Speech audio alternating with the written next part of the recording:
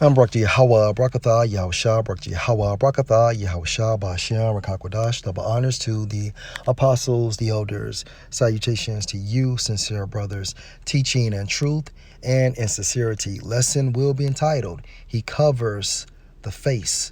Lord, will you are edified. My source, Newsbreak, article entitled Sara Rector, the black girl registered as white because of her wealth.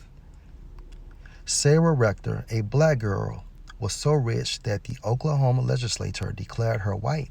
Sara lived in a time when white Americans were terrified of the ideal of a black person becoming rich and having power, from slavery to millionaire. Sara's parents, Joseph and Rose, were members of the Muskogee Creek Nation, all right, and the Creek Nation are Gadites, who were enslaved by the Creek tribe. Just after the Civil War, her grandfather received many estates as compensation for his service, and Rector and her family received 160 acres of land that was valued at $556.50. But the Rector family was poor, and the little girl couldn't even pay a $30 yearly land tax.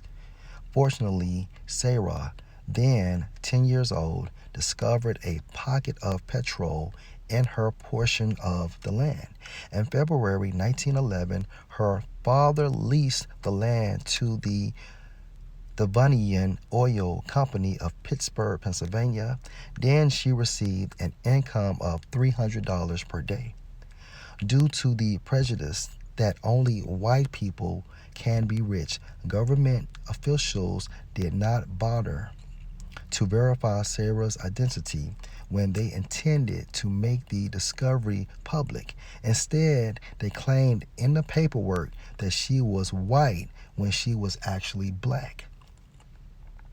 A financial advisor named T.J. Porter was appointed to teach Sara to spend money. This is an example of having a handler. Once her identity was made public, Sara received multiple offers for loans, cash gifts, and even marriage proposals. Why? Because they were attempting to take her money. 4 Germans came forth with a marriage proposal when she was just 12. According to a 1914 article in the Chicago Defender, she was uneducated, dressed in rags, and lived in an unhygienic shack, while her land was being mishandled by grafters and her ignorant parents. But this allegation was said to be false later. By the time Rector turned 18, she had become a millionaire, owning stocks and bonds, a boarding house, a bakery, and the Busy Bee Cafe in Muskogee, along with 2,000 acres of beautiful river bottomland. On March the 3rd, 1920, she moved with her family to Kansas City, Missouri.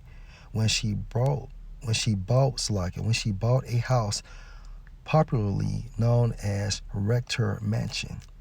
At the age of 20, she married Kenneth Campbell, but her marriage didn't last, and she remarried William Crawford in 1934.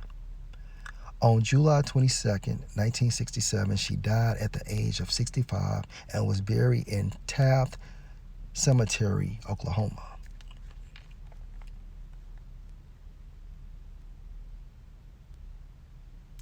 Sara Rector, a black girl, and she was an Israelite, was so rich that the Oklahoma legislature declared her white. Job 9:24, the earth, okay, meaning the entire world, is given into the hand of the wicked. The wicked are actually the Edomites, all right, so-called white people based on the lineage of their fathers. He covered the faces of the judges thereof. Now, the judges are actually Israelite men. All right. Esau likened Yahweh, Yahweh, okay, Moses, Solomon, King David, all right, as so-called white men. However, they are Israelites. Did not he make it seem that King James was a so-called white man? And when you do the research, King James was an Israelite, okay? And it's the same thing or the same process regarding Sara Rector. A black girl was so rich that the Oklahoma legislature declared her white, okay? And then the Chicago Defender reported she was uneducated, dressed in rags, and lived in an unhygienic shack while her land was being mishandled by her grafters and her ignorant parents. But this allegation was said to be false.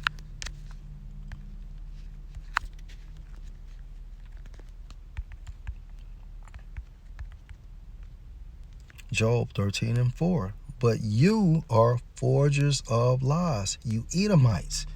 You are all physicians of no value.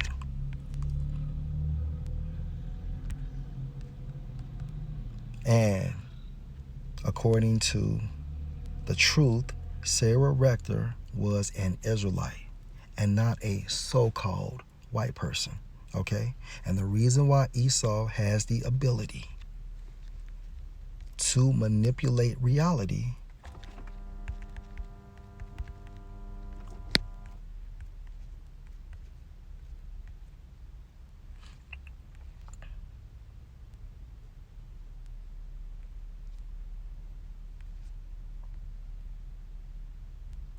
Second Corinthians 4:4, in whom the God of this world, Edomites, has blinded the minds of them which believe not. 2/3 of our people located in America and the non-elect scattered throughout the four corners of the world, lest the light, meaning this gospel, this truth of the glorious gospel of Mashiach, which means anointed in the Hebrew, whom is the image of the Most High in every way, should shine unto them. Lord, will you edify. Shalom.